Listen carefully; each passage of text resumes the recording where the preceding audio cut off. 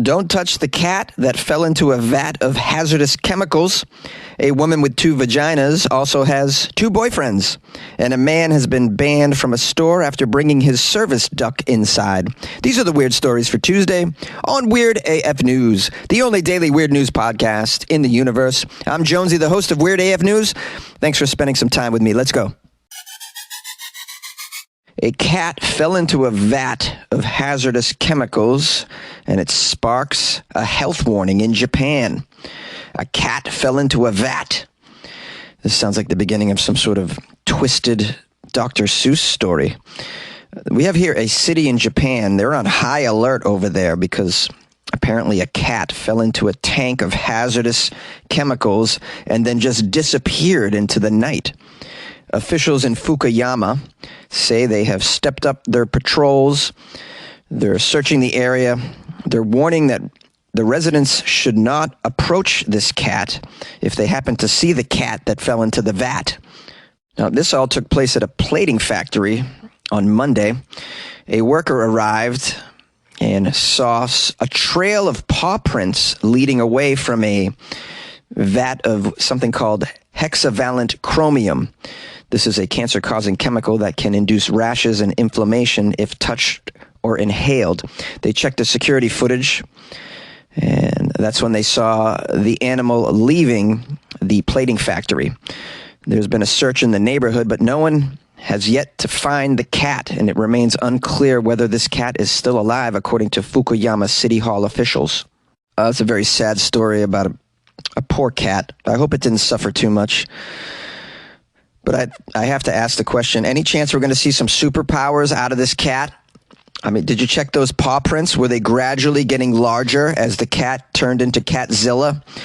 I'm kind of concerned. The Joker fell into a vat of chemicals. I believe it was acid. And then the Joker had some powers. I don't know what those powers exactly were. Crazy. I think the Joker had crazy powers.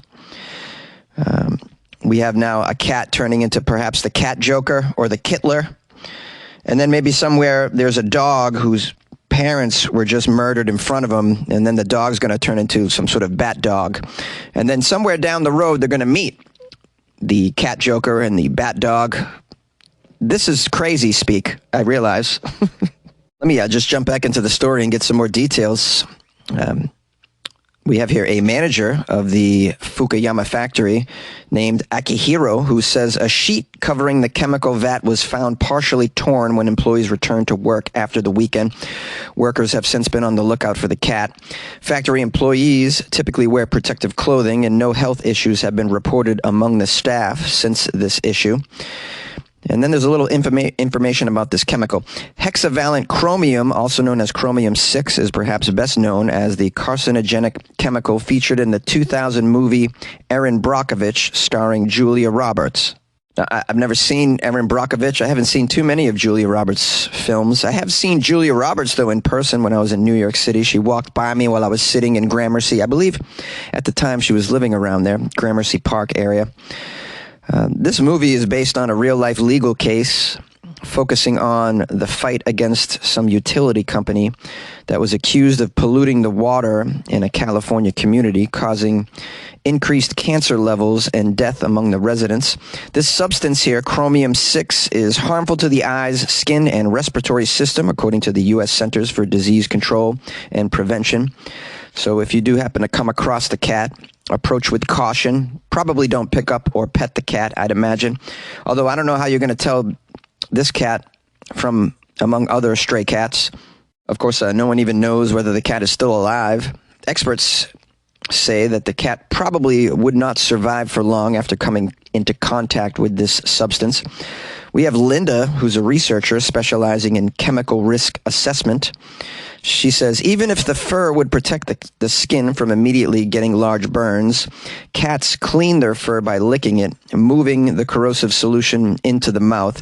My guess is that the cat, unfortunately, is not alive or will be passing on shortly from the chemical burns. And city officials are busy telling the locals to avoid touching this animal completely. They want you to inform the police immediately if they come across it. but nobody's found it. So perhaps the superpower that this cat has is invisibility, or I'm guessing flying, and it's just taken off. Just trying to end this story on a positive note, concentrating on the theory that the cat is still alive and does have some amazing superpowers here. There's Cocaine Bear, there's Meth Gator, and now we have Super Cat. Yay! Meet the woman with 2 vaginas and 2 boyfriends. Her name is Annie Charlotte. She's 25 years old, from Surrey in the UK. She previously made some headlines after revealing that she was diagnosed with something called uterus didelphys. It's 2 vaginas. This is a medical phenomenon, which means, incredibly, this young woman, who happens to be a model, could conceive 2 babies with 2 different men at the same time. It's pretty miraculous. She also has 2 periods, something that she says she manages with contraception, and she says both of her organs are completely functional. This is pretty wild. I'm looking at a photo of Annie, and she's quite lovely. There is no photo of her vagina, and I do have some questions. I'm curious if it's a side-by-side vagina. Is it a double barrel, or is it one over the other? I guess I'll have to just imagine it. Having 2 periods sounds like a rough way to go about life, though. 1 period's hard enough. To have 2, I mean, can you imagine the mood swings and the pain and everything? And probably a lot messier, I'd imagine. Twice as messy, probably. But we don't have to go into that. It says here, after her long-term relationship ended last year, Annie has gone on to meet 2 new men. Oh, good for her. She claims she isn't cheating because they each have use of 1 designated vagina. Hold on. All right, so each one is using 1 designated vagina for each. She says, quote, I don't cheat because I let my boyfriends use 1 vagina each. She says they don't really know about each other either. I never told either of them about each other. I don't think they needed to know. Well, that's cheating, Annie, if you didn't tell them.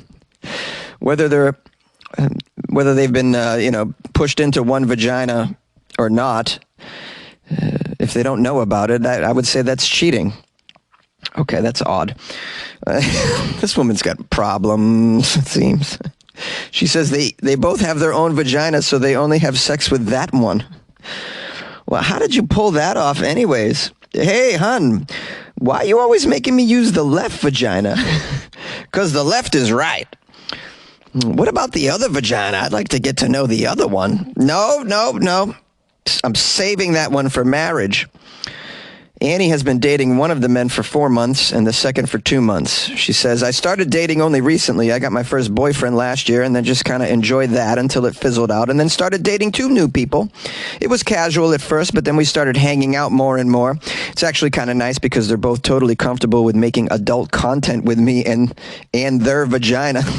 All right. This is getting out of control. She got OnlyFans, clearly. I wonder if she has multiple OnlyFans accounts. She must. 1 for each vagina, I'd imagine. Probably making twice the money, though, so that's smart. Now, Annie, I don't know if you've thought about this, but you could take on a 3rd boyfriend, I'd imagine, for your other entrance. I'm not going to say it on this podcast. I'm going to keep it clean. I'm going to keep it clean. This story is edgy enough for Weird AF News. But Annie, I mean, think of a 3rd OnlyFans. You could just triple your income. Annie says it's very hard to juggle both men. It's hard having 2 vaginas and 2 boyfriends. She sees them each once a week and spends alternate weekends with them. Yeah, I tried this. I tried to date 2 women. I was like, I got 2 balls. I could date 2 women. They didn't fall for that, though. Annie was diagnosed with this uterus didelphys when she went to get a contraceptive coil fitted as a teenager at a time where she was starting to become interested in dating and exploring her body. At first, she was shocked by it and felt inadequate because she didn't feel that she was normal. But by the time she went to university, she learned to open up about it, even using the quip, quote, I have 2 vaginas, as an icebreaker. That's an odd icebreaker. If someone told me that at a bar, I wouldn't believe them. I would have to say, prove it. Prove it. Annie says she really started to accept it. She said, I stopped looking at it as a medical issue and all the problems that could arise from having children, and instead something that was just a super cool aspect of myself because of people's reactions. They would be shocked, but also very interested. Now I've completely embraced this and accepted it as part of myself, and I've never been more confident in my life because of my double vagina. Wondering, before she took on the two separate boyfriends, if she attempted to explore to see if there's a man out there with two wangs that she could get with. Does that exist as a condition? Two wangs? Maybe I should Google this. Hold on. Let's see if two wangs exists. Well, it turns out there is an example of this. Two penis situation. It's a condition called diphallia, a duplication of the penis. I came across this article here describing this man who goes by Double D Dude on Reddit. He was born with this rare genetic condition, apparently. And he went on Reddit with an Ask Me Anything thread and explained that both of his members are around 6 inches long, though one can reach around 7 inches, and that they're both in perfect working condition. And miraculously, it says a Double D Dude can even urinate out of both of his members. Wow, that's crazy. All right, guys, we're learning about the weird private parts that exist out there. I didn't know this other stuff was on the menu, to be honest with you. I knew a guy in high school that had 4 nipples, sort of. Well, 2 normal nipples and then 2 underneath that they weren't quite fully nippleized, but they were, you could tell that they were trying to break through. I saw that many times. We were constantly making him show us. Wow. We were so sick in high school. Were you sick in high school? I don't know. High school boys, the worst. Absolutely the worst. Oh, the things I did, not proud of it. Thank God there was no phone videos back then. Well, I met me a girl on a dating site. We went out that very same night. She said, I got a surprise for you. Not one vagina, I got 2. She got 2 vaginas. I fell in love with one. She got 2 vaginas and I fell in love with one. Yay! A man brought his service duck into a store. In Tennessee, a man has been banned from all of the Buc-ee's stores for life, banned for life, after bringing his service duck into the chain's Tennessee store on Saturday. This man's name is Justin Wood. He posted a video of the incident on his YouTube account about this. His YouTube channel is called Seductive, and he has 3 million followers. Features videos of this guy bringing his service duck to various locations. How is it a service duck? There's no such thing as a service duck. Do you mean emotional support duck? There's only service dogs, and there are service miniature horses for those that are allergic to dogs. There's no service duck. This is not a service animal. A service animal is for helping you get along. Let's keep reading here. He's brought his duck into various locations, including a Subway, Chuck E. Cheese, and a Hooters. Oh, that's wonderful. You're eating, and all of a sudden there's a duck pooping on the rug right next to you. In the Buc-ee's video, Mr. Wood is shown bringing his duck, who's named Wrinkle, to the chain's largest location near Sevierville, Tennessee. During the video, an employee approaches Wood to tell him that pets are not allowed inside the store. Wood explains that Wrinkle, the duck, is his service animal. That's when the employee says, "Okay, just want to make sure. Okay, thank you." And then Wood and the duck Wrinkle then shop around the store a little bit more. Another employee approaches Wood and tells him that pets aren't allowed in the store. "You're more than welcome to stay here. The animal cannot. There's no pets allowed in here," says the worker in the video. "Your animal, even if it is considered a service animal, you have to be able to contain it. It cannot fly around." Now, Wood points out that his duck was actually contained, laid down in a stroller that he brought into the store, but the employee insisted that he would need to either take the duck out of the store or put the duck onto a leash. And then in the video, Wood takes the duck out of the stroller and puts an imaginary leash around the duck's neck. The duck then is allowed to walk around on the ground following the owner. The employee says in the video, "Okay, I'm going to call the cops." After purchasing a case of water bottles, Wood is shown leaving the store, and an officer pulls up in a patrol car to speak with Wood about the situation. The officer goes on to explain to Wood that he is now banned from all Buc-ee's properties going forward, including both the parking lots and inside the stores. And a couple more officers show up to tell Wood that his duck has bitten one of the stuffed animals inside the store, and the store is owed $16.44. Wood says in the video, "I was going to buy it. I was trying to buy that whole thing. That's the whole point." The video then shows an employee coming out of Buc-ee's. Wood hands the employee a $50 bill to pay for the stuffed animal and says, "Keep the change." This is also bizarre. All right, well, this is clearly a stunt for this guy's YouTube channel with the duck and social media, trying to create some clickbait nonsense by saying, "Hey, I've been banned from the store, me and my emotional support duck. Don't you guys feel bad for me?" No, I don't feel bad for you, bro. You brought a duck. It's like a good-sized duck. Bringing ducks into stores. Are you stupid? Just live animals being brought everywhere. I mean, I'm just now getting used to the fact that dogs are everywhere. I did a comedy show last weekend. There were 4 dogs in the crowd. 4 women, 4 young women with their little tiny dogs in their lap during a comedy show. And, years ago, you'd be like, "Hey, could you just get out of here with the dog?" But now you got to just be, "Okay, you can have your dog. It's okay." And we're moving towards a place where it's just going to be, I'm going to go do a comedy show. There's going to be ducks and guinea pigs and a miniature horse, several cats. Who knows? This whole I got to bring my animal everywhere with me. It's a sign of major mental, I don't know what you call it, a handicap of some sort, that you need this animal around you at all times. I mean, get a grip. The codependency, it's just out of control. Can you leave your house without your dog? One time? You got to take it to the movies?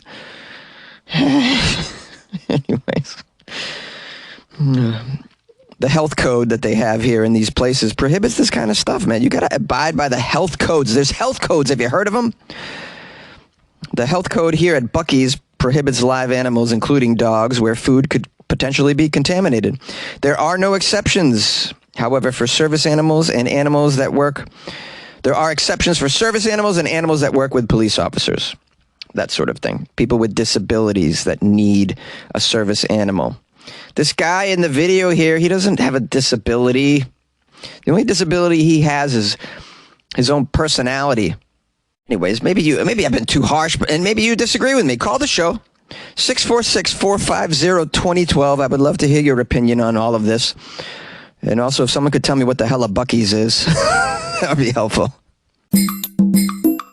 Hello, my friends and loyal listeners of the Weird AF News podcast. Thanks for hopping on for this Tuesday episode. I hope you enjoyed it. I want to thank everybody who's reached out to me. You can always email me, funnyjones@gmail.com. Please call the show if you have an opinion on any of these stories or an opinion on my opinion of any of these stories. I love to hear from listeners. You can leave me a voicemail. Please refrain from swearing. Appreciate that. I want to give a shout out to Lisa from Finland. Lisa and the whole fam. Been big supporters of Weird AF News for a number of years, and just consistently buying me coffee and writing me amazing notes. Let me read it here. Lisa writes, "My blue crayfish heard your podcast this morning and was so impressed that he called a powwow with the catfish. After 20 minutes, they came to an agreement, and the crayfish demanded that I need to send you more coffee, Jonesy. They are really looking forward to hearing something about a woman marrying a dead crayfish someday." Well, I wouldn't be surprised if someone married a crayfish. I've covered so many stories, as you know, on the podcast, Lisa, and listeners, about people marrying strange objects, like a dead, what was it? Not a pirate doll, a zombie doll, an airplane, a bridge, One lady married herself, I think. There's been a lot of strange weddings covered under Weird AF News umbrella. Just doing my job, covering the weird news. But yeah, if someone marries a dead crayfish or a live crayfish, I'll hear about it. I'll cover it. If you're going to marry your crayfish, Lisa, well, first of all, you should probably tell your husband about your relationship with the crayfish. And then, move on from there. But yeah, let me know. Because that's big time weird news, I'd say. Anyways, big shout out to Lisa and family in Finland. If I ever get to Finland, I'm going to have to hang out with the fam. I don't know if I'll ever get over there. Hopefully someday. I don't really have any. Well, yeah, I guess I want to get to Europe, but there's some other places I'd like to get to beforehand. I've already been to Europe. All right. Anyways, I'm rambling on and on per usual. I guess I'll cut it short. I'll just say, if you want to support the show, buy me a coffee like Lisa. Go to weirdafnews.com. That's where you can support the show. Please make sure you've liked and subscribed as well. And if you want to leave me a review anywhere, that'd be pretty cool too. I'll read it on the show. Give you a little shout out. All right. I appreciate you guys. See you tomorrow.